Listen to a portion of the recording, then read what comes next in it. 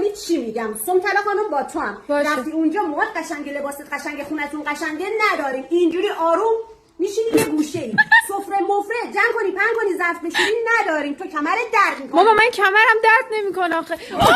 الان دیگه درد میکنه، فهمیدی؟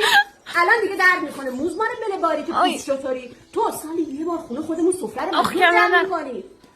محمد عزیزم تو از غذاهاش تعریف نمی کنی؟ من هر چی ببینم خوب باشه تعریف میکنم. من هر کس از هر چی تعریف کنه از خونه میندازمش بیرون. بیرون اعصاب نداره. دوستاله ماما بزبز قندی اونجا شال تو در نمیاری پشتی موهاتو ببینه.